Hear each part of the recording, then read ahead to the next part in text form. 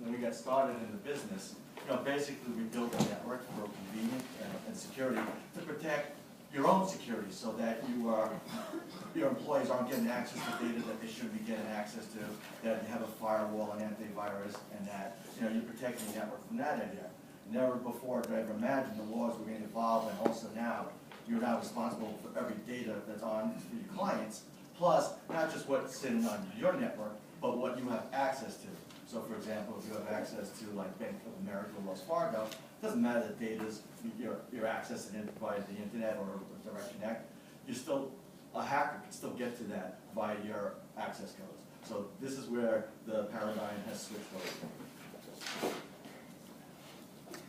Okay, so also what you don't know is cyber thieves, they are going after the smaller companies, because if you notice, the Targets, the Sonys, they got extensive IT, they have a lot of security, and they're still getting hacked, and they're getting hacked by the smaller guys. The smaller guys that prefer vendors, downstream, street vendors, stuff like that, they are the weak link, or one of the weak links anyway. And what they don't understand is they could be litigated, they have liabilities, and they are definitely the nexus for the bigger companies. Cyber attacks are on the rise, so who's doing these attacking?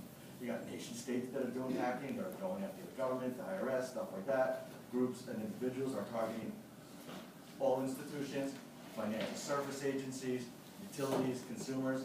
43% of U.S. firms have experienced a data breach in the past year. Most of them just don't know. What are the hackers looking for? They're looking for credit card details, bank accounts, social security numbers, passports, driver's license, usernames and passwords, and birthdays and anniversaries. All these are valuable to a hacker. Before the Target breach, maybe 5.7% of small businesses were concerned about data breach. But after the Target breach, it's up now to around 7.8%.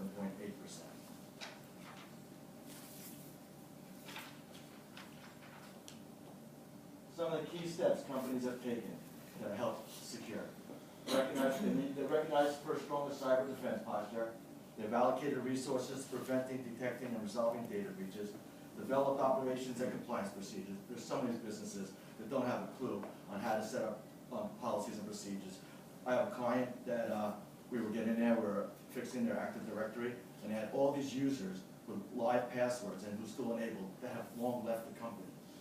If something happened over there, they'd be majorly liable, because that is definitely a backdoor in. Actually, Sony was hacked by a rogue administrator who had left. So what do they invest in now that they're concerned? Well, I'm going to emphasize on what we call the Computer Security Incident Response Team, which is the CERT, we call it. There's a 50% more investment. Endpoint security, which locks down a computer from the OS down to your thumb drive.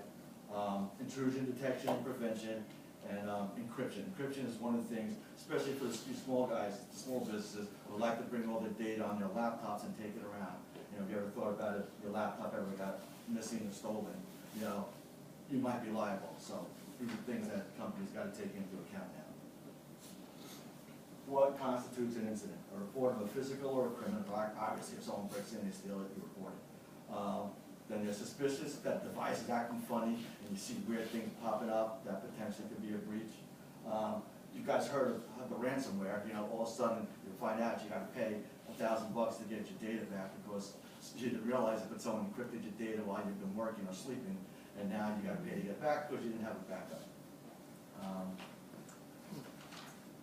Are you prepared? Are you working, or the businesses that you know, are they working with IT teams to ensure they have the appropriate security? And honestly, all IT teams aren't focused on data breach. They're focused on, like I said before, locking down your network for you and your employees, not necessarily, that your client's information could potentially be hacked. Do you have a CERT team in place, which might include the general counsel, key executives, key personnel, and your IT? So it's not just one. And a lot of people make the mistake, they think that policy is created by the IT. It's not. It's actually created by the executive team, and then the IT goes ahead and implements it. And also, you got to make sure your businesses, or your client's business, actually have the proper insurance to protect themselves in case they are breached, or when they are breached, if it's serious enough that they have to pay out. here's an example of a cybercrime where the data isn't actually sitting on your computer. CFO logs into his bank account from his infected PC. The malicious software now swipes his credentials. Criminal then logs into the CFO's account, transfers money, and the cyber thief takes the money and runs. You never see the money back. You know, I'm emphasizing, and working with Assam and Randy, we want to help companies build a CERT team. Basically, prepare in advance so when there is an incident, and then make sure within it you have defined goals and objectives, and then you also create the team and put the team together. Okay. CERT response teams and plans minimum. You want to identify what's a trigger, a spyware. It used to be someone would call me, Brad, so-and-so's machine's infected. Can you go and clean it? And we go and clean it because that was our job. But now, in theory, you're supposed to, if you have a CERT team, you're not just going to clean it first. You're going to make sure, you look at it and make sure that there was no potential breach or that it's not something leading to another security hack. Breach determining methodology. You want to have a methodology so you understand what's going on there. Let's do this right at a time here. Okay, breach response team. You want to have technical, executive, legal compliance, public relations, and security vendors. Okay, you want to have a notification, and then also when you have a breach, you want to be able to document it and make sure you report on it. And like I said before, you want to have good policy and procedures that dictate, you know, changes of passwords. I mean, one of the things I love walking around when I'm at a client site, you see a Post-it note with the Bank of America user account and password. I can't think of an easier way to hack into a wire transfer. You know, so, and one of the things is, what you laugh about when I talk about that Post-it note is, we don't train the staff. We need to train the staff. Because the truth is, it's not so much the technology that's going to be the weak link, it's going to be the users. And one of the things you want to do is train them so they can look for emails, they understand when things are popping up that shouldn't be popping up, and that they're not putting things up on their monitors. Now, these guys are really good. These phishing emails, they used to start off, they were crappy, you'd laugh at them. But now, they'll trick anybody. There are key things you have to look at, basically, when you get a spam email. Is it going to a real link? Is it a real website that it's going to? Are there typos in there? Were you expecting it? Do not open any attachments, even though it looks like it's a legitimate attachment. These guys are really, really good, so fair warning. Things that, you know, that will be the first line, you'll see a virus, a worm is one of the things that breach your security.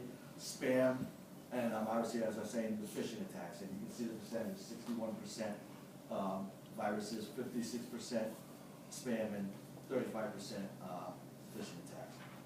A lot of hacks come via your social networking and PayPal, eBay. They're good. They're good. They get in there, you think you're doing something legitimate, you think it's a legit email, and boom, you click on something and you've just been hacked, and you don't even know it. Got to understand the legal obligations. Before, we were just creating security to protect you, the client. Now, you've got legal obligations depending on what your business is, and that's where you really have to be concerned. Because someone will tell you, if you're actually a possible breach, you might have to notify the state, and you might have to notify all your clients, and that's never a good thing. So be prepared. You know, so let me just go through some things to be prepared. Have a vulnerabilities security assessment, conduct patching for software and security updates, implement email spam mail filtering, set up a network security policy, protection for antivirus and malware, cultivate a safety with end user training, implement backup and disaster recovery and business continuity, network monitoring, utilize the full security potential of VLANs and VPNs, go for an up-to-date firewall, dual-factor authentication, and make sure you budget for your ROI and security measures. And on my Facebook page, I'm constantly putting up some information, so go check it out. If anybody's interested in seeing this thing, I put it on our B&I Playmakers Facebook page, so you can get access to it. Thanks.